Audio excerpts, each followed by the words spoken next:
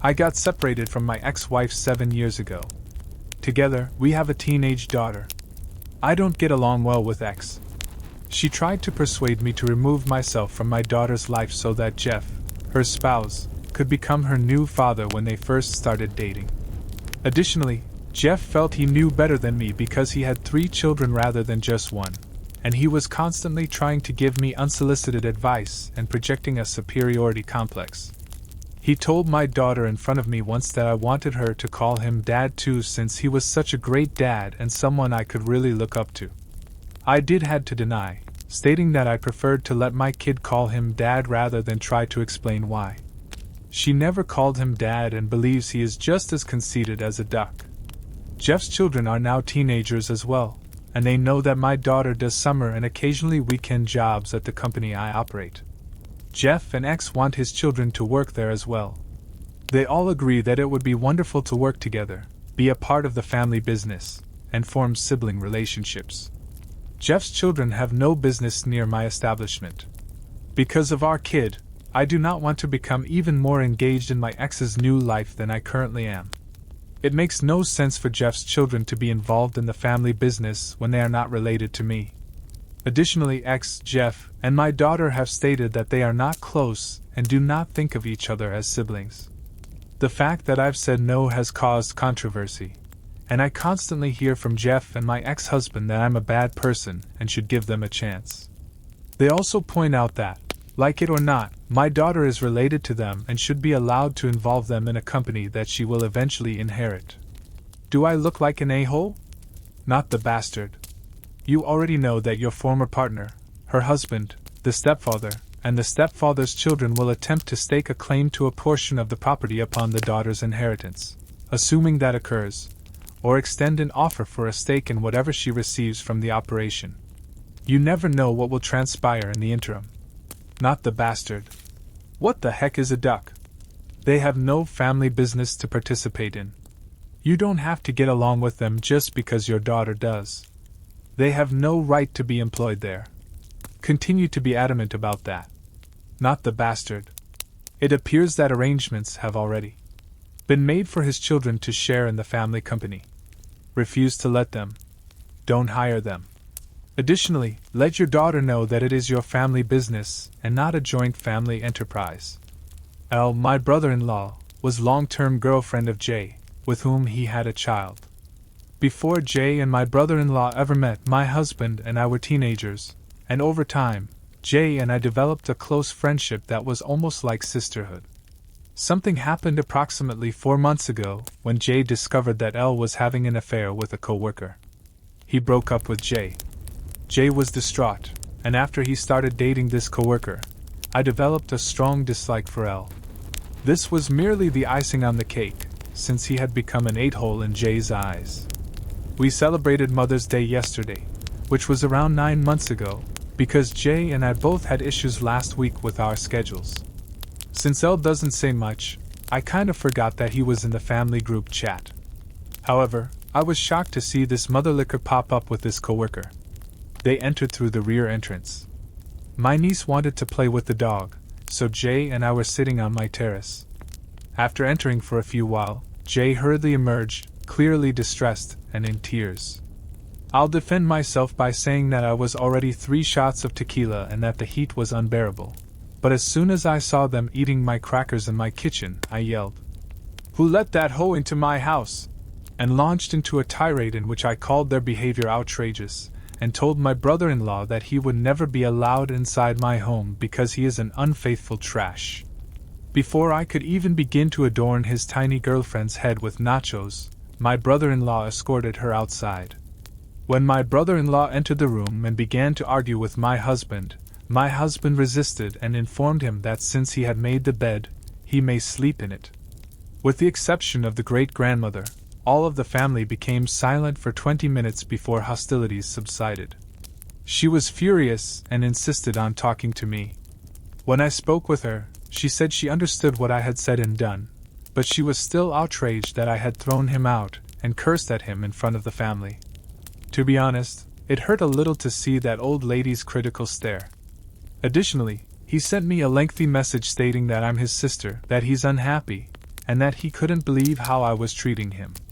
I was just the one to give him the harsh lesson, according to the rest of his family, which includes my husband's parents. Update. After sending my brother-in-law a message asking what he thought of yesterday, he replied that he wasn't thinking about it or planning to go. However, when he told his girlfriend about it, she began to argue with him, telling him that since he was still my mother-in-law's son, he had a right to attend family events. He responded he didn't know when I said, "Okay, I can see why that's fair. So why bring her royal wholeness?" I asked him directly. "Were you trying to make Jay jealous or hurt her feelings?" He said, "Basically, yes. Since she has been ignoring things that don't involve their daughter, and he brought her to my house as a way of saying, 'Duck you,' to Jay." Now, I'm not naive. I've known this man since he was 15. I informed him that he had no right to bring roaches into my house and that he had put himself in a situation where his family is either disgusted, furious, or disappointed in him. I was so tired of him by then, so I messaged him back saying, "You're a dumb hoe who ruined your family because of your impulsiveness. Wallow in your misery in silence." And then I blocked him. He responded with a half apology and said he's been going through a difficult period. About 10 minutes later, he called my husband, to which my husband simply told him to grow up, boo. Not the bastard. It is awful to see people who can't keep their trousers on. It's up to Granny if she wants to hang out. The man is now playing the family card after mistreating both his partner and his child. No, that's not the a-hole. No, that's not the a-hole. The truth is that traditional women, such as this great-grandmother, often overlook infidelity and cheating. They come from a generation where men were expected to take care of their wives and other responsibilities, and most would just shrug it off. However, it is no longer the case. His cruelty is demonstrated by the fact that he took her to a Mother's Day celebration knowing that his ex would be present. Not the bastard. You go, young lady. After making his bed, he was allowed to lie in it. He was awarded what was just. Simply block him. Remind Grandma that your home is your rule, and remember that everyone is rooting for you. I have 4 kids, a 15-year-old daughter with my ex-husband and 3 sons, ages 9, 7, and 4, with my spouse. I'll be honest, 10 years ago, my infidelity caused my relationship with my ex to end. The only Saturdays I was allowed custody of were every other week. Soon after, I wed my husband. My former partner has, in my opinion, treated me fairly throughout the years, and it's wonderful that he doesn't like to argue. But whereas my ex-husband makes 7 figures a year, my spouse and I hardly scrape by month to month. Furthermore, I still have a child support obligation that requires me to pay $150 each month, which is a substantial sum for us at this time. We worked out a plan whereby my ex would provide financial support for our daughter after he became aware of this. Nevertheless, Dad would send her money so she could pay for herself when she came to spend Saturdays with us. We didn't have to feed her because she would bring her own drinks and snacks in addition to our 3 growing boys.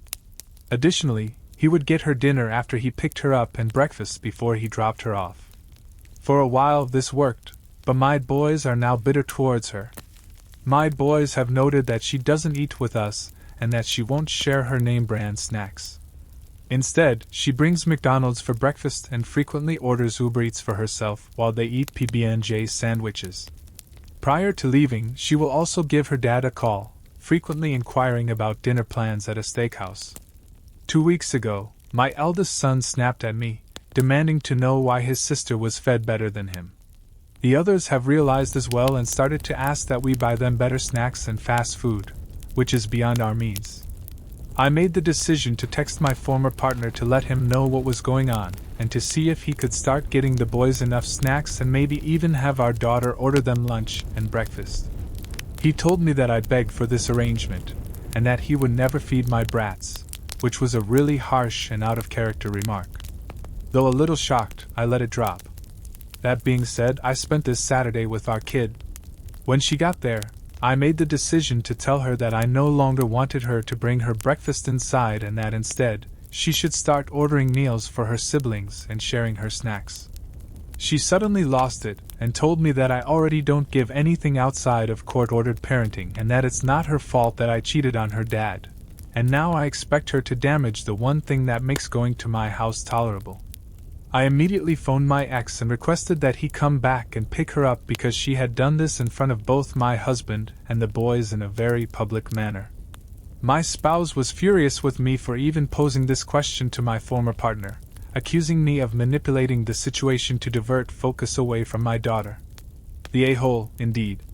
Someone you screwed over is making every effort to accommodate you, and you're asking for even more.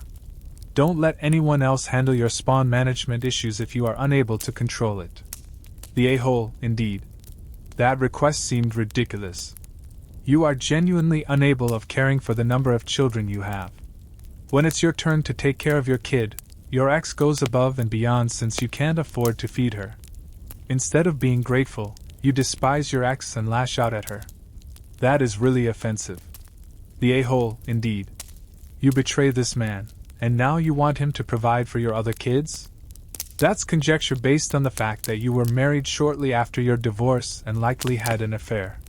You should consider yourself fortunate that your child support payment is just $150. Maybe you shouldn't have had 3 more children before making sure you could support the one you already had, if that's more than you can afford. For your daughter's sake, your ex is already kind enough to not make a fuss. Nor is it your daughter's fault. She's accustomed to a better quality of life. It's not the proper way to ask her to leave her snacks outside because your kids are envious. It's also not right to feel entitled to your ex-husband's wealth. If you treat your daughter in this way, you should not be shocked if she decides she no longer wants to come visit. On the 10th, I turned 25, being a female. Paula, my twin sister, is related to the narrative. She always felt that she had to be better than me, which is the major reason we weren't as close as I would have liked. I'm not really gregarious. I dislike large, elaborate events and struggle with social anxiety. I've only really had one close friend throughout my entire life. She and I agreed to host a little cake-based party on my birthday. About 50 people attended Paula's large celebration in a celebration hall. Even though I felt it was a bit excessive, I remained silent as it was her desire. I made the decision to celebrate my birthday on the 12th by dining out with my family. My father asked if I wanted to go, and I said yes.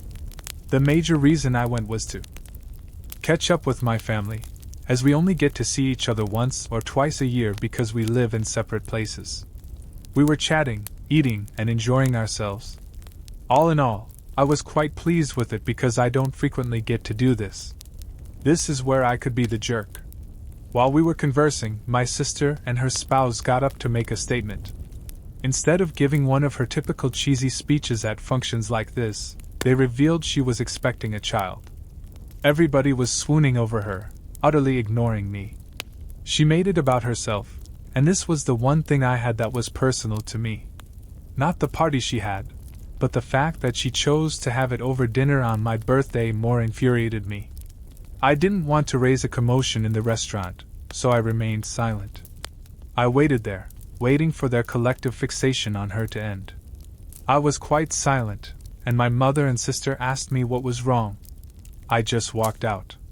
Either that or shout at her and lose all my dignity. My sister texted and called me non-stop, wanting to know what was wrong. When she noticed that I was ignoring her, she became enraged and said, "I'm just jealous because I can't have children and I'm being bitter." Disappointed that I had tainted the news of my sister's pregnancy, my mother visited my apartment. She insisted that I give an apology. When I finally lost it, I informed her that Paula once again taking center stage had wrecked the one thing I had intended to do for my birthday. Since we have the same birthday and are twins, my mother said that I am spoiled. She said that I would have gotten one if I had wanted one similar to hers when I replied that she had already had her party. I just walked out because I knew that if I said anything further, I would start weeping. My mother is warning me that she will be forced to side with my sister if I don't make things right and step up. I feel like I ought to have apologized or just swallowed my pride and rejoiced for my sister. Though I'm torn, my friend and father support me. Do I look like an a-hole? Your sister owes you a heartfelt apologies, and you are not the a-hole at all. It's noteworthy that she didn't reveal her pregnancy at her lavish birthday celebration. She keeps the announcement to herself until your celebration, at which point she takes center stage. Sad that your mom is siding with someone who always has to be the center of attention is someone like this. My suggestion would be to not invite your sister to another birthday celebration. She has a knack of making every occasion all about herself. Not the bastard. Despite the fact that you are identical, you are two distinct individuals, and you should each have your own celebration. A person's birthday is a celebration of their presence in your life. You are honoring them and all of the amazing memories they shared with you throughout that year. Unless it's your own birthday, that shouldn't be the announcement of your birth. Rather than having to sidestep or rather overtake you, she might have gathered the family at any other moment, and it would have been far more memorable too. I apologize for your mother's lack of support, but I would inform her that she has already chosen her side. Not the a-hole at all. Your sister acted inappropriately, and with excessive selfishness. You did a good job with things. You simply left the scene with composure. You didn't scream at her or act out. Your mom is being really naive. You should let your sister and mother know that they both need to apologize to you. You'll need to make some choices regarding your relationship with them if they say no. At least your dad is in your corner, I'm glad. My younger sister Ella, age 21, is younger than myself, age 28. She married 21-year-old Sam last year in a modest, socially awkward ceremony. The baby shower was held on Sunday because we knew they would immediately desire children. It was unexpected since Sam's mother had planned it, even though I knew she had revealed the gender and name at the event. We were now asked to choose a name from a board of names that we thought represented the name. When pink appears, we all applaud. Ella brings out a baby onesie with Sam Nella on it and says, "Okay, name reveal." Sam's mother freaks out about how wonderful a name it is. There was a few gasps, but dead silence. I laughed, thinking it wasn't genuine, then remarked, "Salmonella, like food poisoning." My mother hisses that I should have kept my lips shut, saying the child will probably go by Sammy, while Ella screams, "I've ruined everything," and the name was meant to signify the coming together of them. To be honest, I walked out after that. The celebration, I'm informed, continued, but the atmosphere was different. Family opinions appear to be divided. While some acknowledge that Sam Nella does sound like salmonella, others are surprised and would have laughed as well. Not that I shouldn't have laughed. But there was also a lot of, "Well, it's her baby. If she likes the name."